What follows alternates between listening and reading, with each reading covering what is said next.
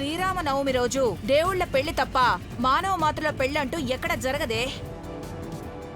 అమ్మవారి చీర కట్టుకున్నావు కాబట్టి ఆ గంట నువ్వు సీతవి, శేషవస్త్రం ధరించాడు కాబట్టి పెదబాబు ఆ టైంలో రాముడు. జనాల అక్షింతలు మీ నెత్తిన వేస్తామని మొత్తుకున్నందుకు క్లైమాక్స్ షాట్ లో అఖిలక్క మీ పెళ్లికు ఒప్పుకుంది. కానీ లేదంటే నిన్ను ఎందుకు కాపాడానా అని ఫీల్ అయ్యేది.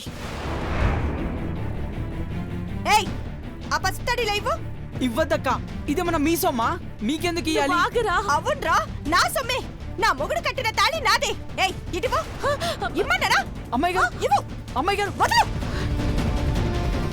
ఇది 3 రోజులు నీ మెళ్ళ ఉన్నప్పుడు ఏవేవో పిచ్చికలలు కనే ఉంటావు. చచ్చేదాకా ఇది నీ మెళ్ళో ఉండాలని నీ తమ్ముడి మాట వింటే నువ్వు ఈ రోజే చస్తావు. బతకాలనుకుంటే నీ కలల్ని, నీ ఆలోచనల్ని, ఈ పసుపు తాడుని ఇలా దూరంగా విసిరిపారే.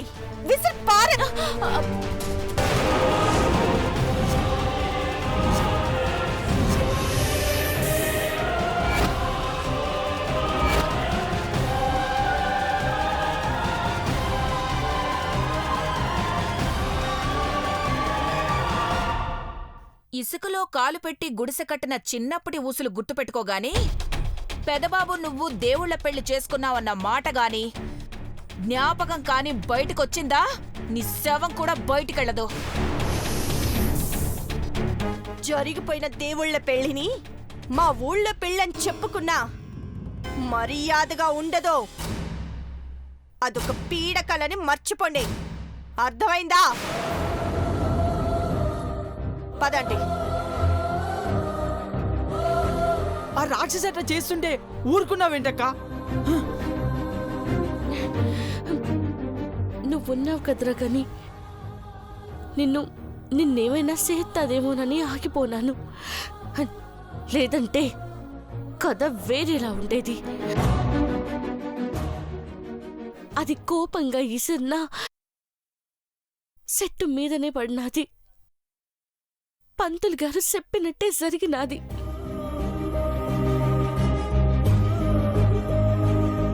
ఈ కట్టాలు, ఈ బాధలు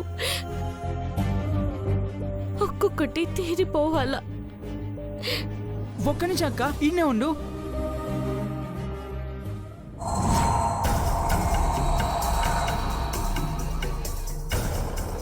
అక్క తీసుకో అక్క.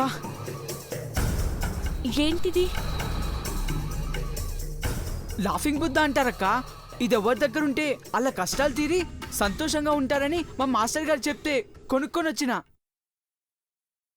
నీకారెట్టుకో, కష్టాలన్నీ తీరిపోతాయి. నా కట్టాలు దేవుందిరా, పెద్దబాబు గారి బాధలే తీరిపోవాలా. ఆయన మొహంలో సంతోషం చూడాలా. ఇది పెద్దబాబు గారికి ఇస్తాను. ఇవ్వక్క, పసుపు తాడు కట్టినందుకు కానుకని గిఫ్ట్ గా ప్యాక్ చేసి ఇవ్వు. మళ్ళా ఆ మాట అంటావేంటి? మళ్ళా దెబ్బలు తినాలనుందా ఏంటి? మళ్ళా కొడితే ఊరుకుంటారా ఏంటి? అమ్మగారికి చెప్తాను. పద. మీరెట్టా అనుకుంటారో ఏమో గాని నా మనసులో ఉన్నది ఉన్నట్టుగా రాస్తున్నాను పెదబాబు గారు.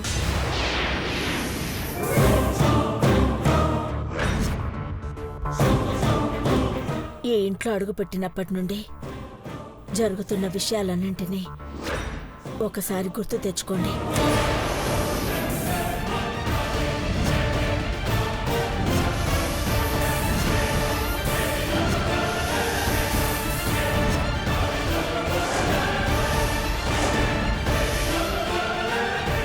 ప్రతి చోట మనిద్దరం ఒక్కటయ్యేలా ముడిపెట్టాడా దేవుడు.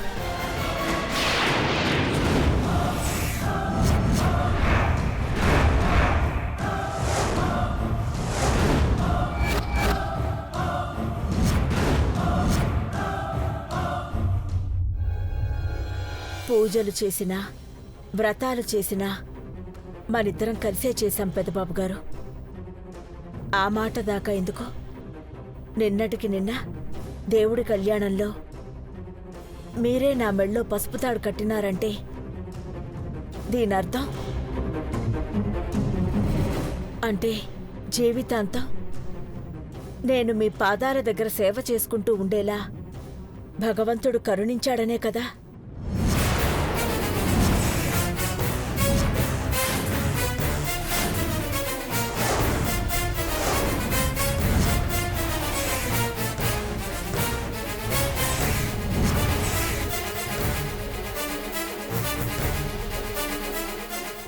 ఈ మాటలన్నీ మళ్ళీ మళ్ళీ గుర్తు చేసుకోవాలనే మీకీ కానుకిస్తున్నాను.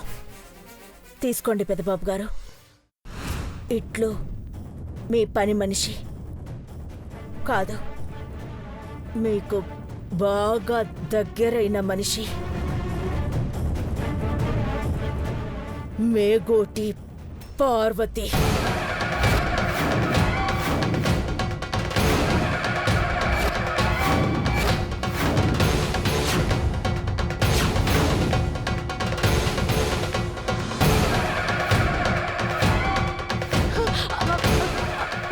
అది నన్ను రాసుంటే క్షమించమని మీ కాళ్ళు అట్టుకునేదాన్ని. ఆ కాళ్ళతోనే మీరు నా గొంతు నులిమేయచ్చు అమ్మగారు.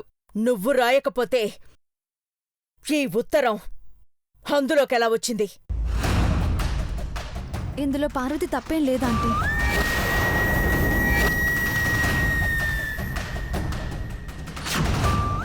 ఇన్ని రోజులు అడ్డుపడి దీన్ని కాపాడారు ఐశ్వర్య. కానీ దీన్నిప్పుడు ఆ దేవుడు కూడా కాపాడలేడు. దేవుడు కాపాడతాడో లేదో గాని నా మొగుడు కాపాడతాడాంటీ.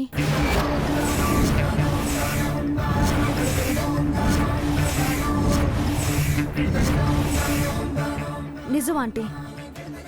My husband Mahi will saves Parvati. ఇంగ్లీష్లో చెప్పినా తెలుగులో చెప్పినా అర్థం ఒకటేగా. చిన్నబాబు గారు పార్వతి గారిని ఎలా కాపాడతాడో తెలుసుకోవచ్చా? డాడ్, మామ్, ఈ లెటర్కి పార్వతికి ఎటువంటి సంబంధం లేదు. బట్ గిఫ్ట్ అయితే పార్వతి తీసుకొచ్చింది. పార్వతి గిఫ్ట్ తెచ్చిందంటున్నావు, అందులో లెటర్ మాత్రం రాయలేదంటున్నావు. ఇదేంటి మహి? ఆ ముక్కైనా ఎలా చెప్పగలుగుతున్నాడో చెప్పాలి కదా. క్లారిటీగా చెప్పు చిన్నబాబు. ప్రూఫ్స్ కావాలయ్యా. అది లెటర్ రాయలేదనడానికి. Why not? మామ్, డాడ్, చూడండి, బాబీ డౌట్స్కి పిన్ని ప్రూఫ్స్కి తగ్గ సాక్ష్యాధారాలు.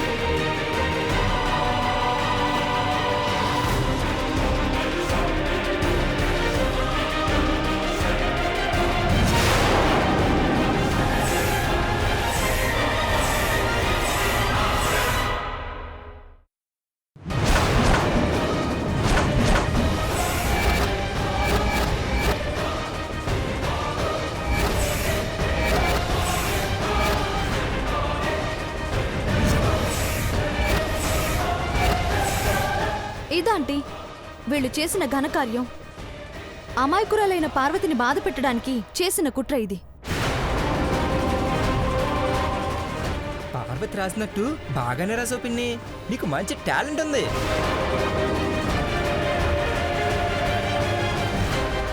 నీలాంబరి, ఏంటి మీరు చేసింది? భవానీ, నీకసలు బుద్ధుందా? గ్యాస్ లీక్ అవుతున్నప్పుడు లేదా వంట వండుతున్నప్పుడు పక్కనే స్ప్రే కొడితే బ్లాస్ట్ అయి ఫైర్ అయిపోతుందంట. అవునా? సో పార్వతిని కిచెన్లోకి రప్పించి గ్యాస్ మండుతున్నప్పుడు లేదా లీక్ అవుతున్నప్పుడు ఈ స్ప్రే కొట్టించామంటే ఫైర్ అయి అది కాలిపోతుంది. పార్వతి, పార్వతి, ఒసే పార్వతి, ఎక్కడ చచ్చావే? వస్తున్నాను చిన్నమ్మ గారు. అదిగో వస్తుంది.